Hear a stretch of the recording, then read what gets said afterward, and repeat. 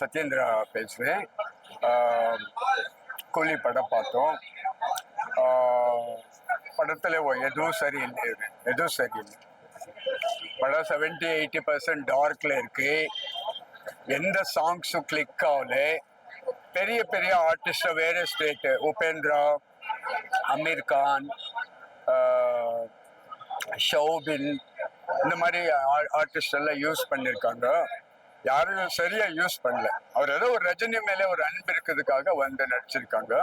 Anirudh music கூட நல்லா இல்லை. மியூசிக் பண்றதுக்கு இடம் இல்லை. 8 ஃபைட் இருக்கு.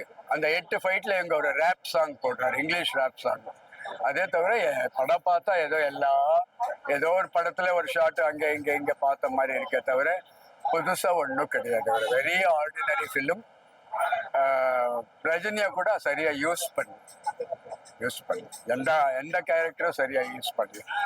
பெரிய கேரக்டர் ஸ்ருதிஹாசன் கனெக்ட் ஆகாது, எமோஷனலி கனெக்ட் ஆகாது.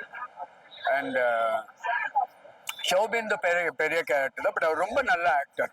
உபேந்திரா கூட greatest actor in Karnataka. But அவங்க எல்லாம் சும்மா வந்து 1 நிமிஷம் வந்து போறோம். நான் நினைச்ச பூஜா ஹெக்டே ஹீரோயின் 2 மினிட்ஸ் ஒரு சாங், அவ்வளவுதான் படத்துல காணும். அந்த சாங்ல ஒரு ஷாட் போட்டு திருப்பி போட்டுட்டே இருந்தாங்க பப்ளிசிட்டிக்காக. அந்த படத்துல இன்னொரு 2 லைன் வருது, அதுக்கப்புறம் அவ காணாம போயிடும். படத்துல ஹீரோயின் அவர் ட்ரைலர்ல மட்டும் அந்த சாங் போட்டுட்டு இருந்தாங்க. ரொம்ப சுமாரான படம். 80% டார்க்ல எடுத்திருக்காரு. பெரிய ஸ்கிரீன் பிளே எல்லாம் கிடையாது, பெரிய மியூசிக் எல்லாம் கிடையாது. ஏதோ இது வரைக்கும் சொல்லாத கதை அந்த மாதிரியும் கிடையாது. எப்போ நிறைய படத்துல பார்த்தா இது மாதிரி இருக்கு. ஒன்றும் இன்ட்ரெஸ்டிங் இல்லை. Nothing is interesting.